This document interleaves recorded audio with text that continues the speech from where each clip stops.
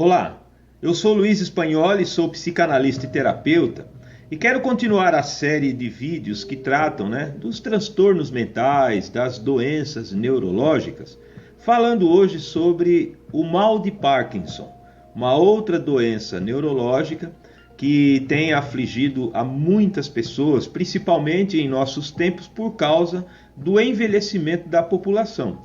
Embora o mal de Parkinson possa afetar também pessoas com menos de 40 anos, por exemplo, o que é raro, mas acontece. O mal de Parkinson ele é caracterizado por aqueles problemas de ordem neurológica que causam tremor num primeiro momento, enfraquecimento muscular, movimentos involuntários, dos braços e das pernas, e com o avançar da doença, o portador, do mal de Parkinson também começa a apresentar dificuldade na fala, porque começa a comprometer o funcionamento dessa musculatura e dos órgãos envolvidos na fala, e alteração de humor, enfim. E em alguns casos pode evoluir também para a demência, o que não é muito comum. Isso, por estimativas, acomete a menos de 10% dos portadores, mas isso pode vir a acontecer também nos casos mais graves e avançados. E o que é que desencadeia, este transtorno, este mal?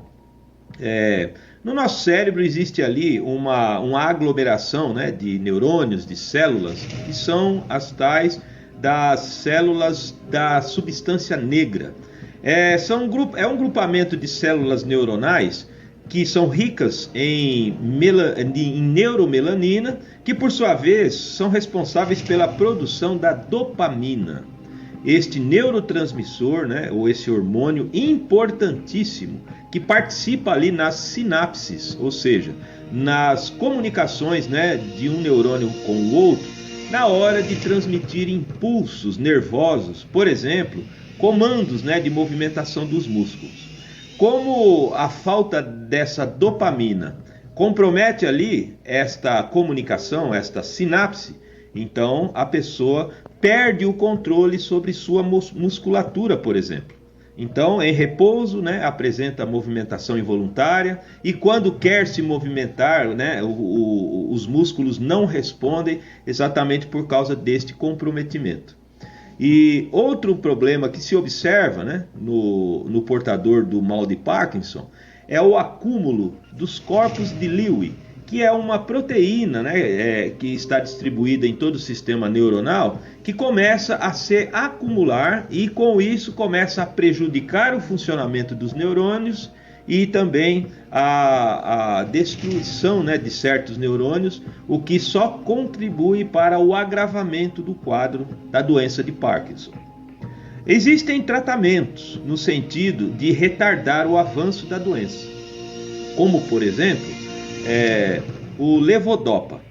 Porque alguém pode perguntar, bom, se o problema é a falta de dopamina, por que não repor este hormônio, já que ele pode ser produzido sinteticamente? Porque a dopamina, ela, quando livre, na circulação no organismo, ela acaba primeiramente por ser metabolizada no fígado.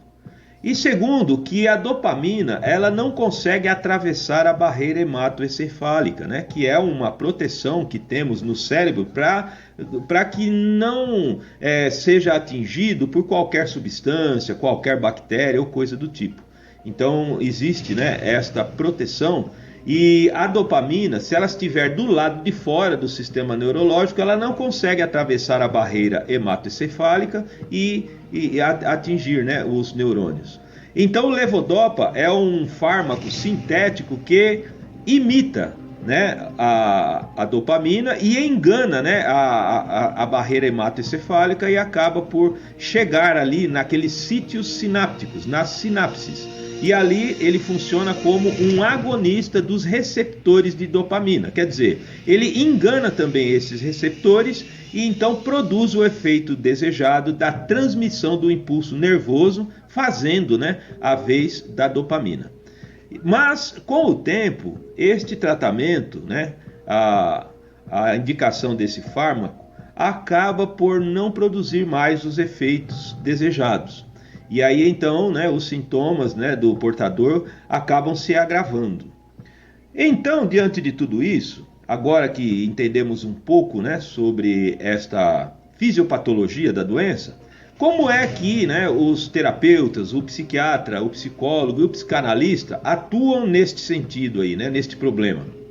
Primeiramente porque quando a pessoa começa a perceber que está perdendo, né, a capacidade de coordenar seus músculos, né, os seus movimentos, começa a perceber assim as limitações impostas por este problema sério, é lógico que a pessoa vai ficar angustiada, vai ficar deprimida e a partir daí ela vai desenvolver todos aqueles transtornos mentais, né, típicos da ansiedade, né, e daquela tristeza excessiva, né, com a qual não estamos conseguindo lidar. Então, o psicanalista, por exemplo, né, trabalho, ele tem que atuar no sentido de resgatar a energia mental, resgatar o ânimo, a coragem e a capacidade para enfrentar este problema e esta doença.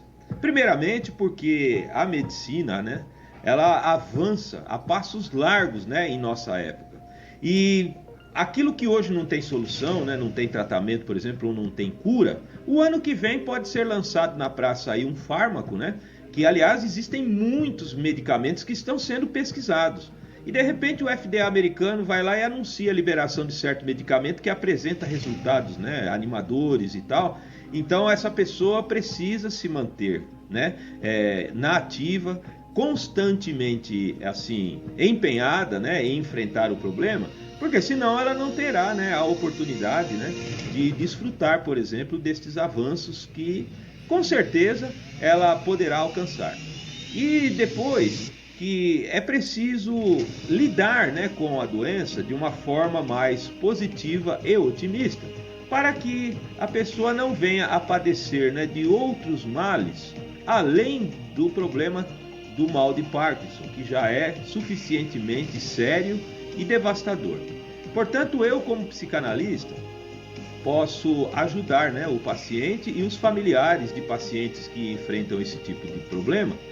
E você poderá fazer um contato comigo através do meu WhatsApp, onde podemos marcar uma consulta. A primeira consulta é gratuita e iniciar aí um trabalho de resgate, né, da autoestima, da autoconfiança, da coragem, né, da alegria de viver, para que você possa enfrentar essa situação da forma mais forte e plena possível.